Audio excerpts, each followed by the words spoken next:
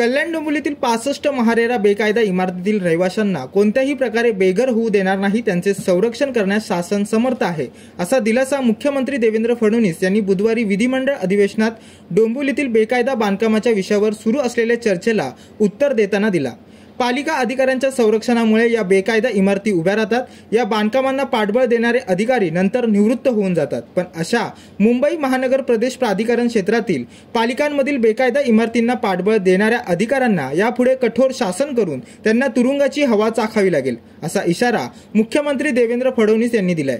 सरकारी जमिनी बनावट कागदपत्रांच्या आधारे भूमाफिया आपल्या नावावर करतात, त्या आधारे बनावट बांधकाम परवानग्या अधिकाऱ्यांच्या खोट्या सह्या मारून बनावट कागदपत्र तयार करतात।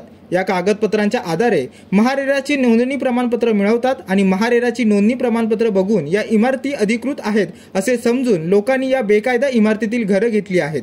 लोकांची या प्रकरणात कोणत्याही प्रकारची चूक नाही, त्यामुळे या बेकायदा इमारतीतील रहिवाशांना शासन संरक्षण देईल, त्यांना बेघर होऊ देणार नाही, असे आश्वासन मुख्यमंत्री यांनी दिले।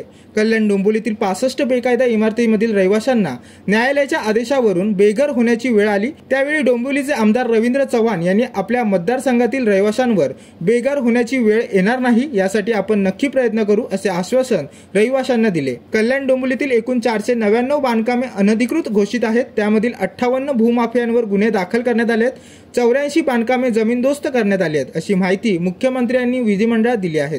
यासोबत कल्याण डोंबिवली मधल्या अतिक्रमणाच्या संदर्भात आपण 499 बांधकामे अनधिकृत घोषित केली आहे। 58 बांधकाम धारकांवर गुन्हे दाखल झाले आहेत, 84 निष्कासित झालेली आहेत। खरं म्हणजे या एमएमआर रिजन मध्ये अधिकाऱ्यांवरही कारवाई करू निश्चितपणे, पण या एमएमआर रिजन मध्ये ही एक पद्धत दिसते।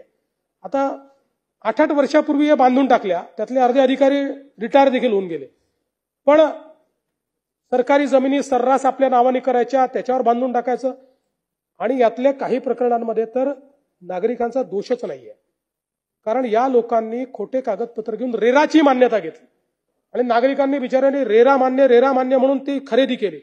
त्यामुळे त्या नागरिकांना प्रोटेक्ट करणं हे आपल्याला क्रमप्राप्त आहे, त्यांना प्रोटेक्ट करू आणि अशा प्रकारे ज्यांनी गुन्हे केलेले आहेत त्यांना त्या ठिकाणी तुरुंगाची हवा खाण्याकरता पाठवण्यात येईल, हे या निमित्ताने निश्चितपणे सांगतो। मागच्या आठवड्यात सन्माननीय चंद्रशेखर बावनकुळे साहेब, रवींद्र चव्हाण साहेब अशी आमची एक बैठक झाली आणि त्यात कोणी बेघर होऊ नये म्हणून कोर्टाच्या निर्णयाच्या विरुद्ध सुप्रीम कोर्टमध्ये जाण्याचा निर्णय देखील आपण घेतलेला आहे। Bureau report, Janshakti, Mumbai. अरे, तुम्ही अजून आमच्या चॅनलला सबस्क्राइब नाही केलं तर लगेच जनशक्ती चॅनलला सबस्क्राइब करा आणि बेल आयकॉनवर क्लिक करा आणि रहा अपडेट।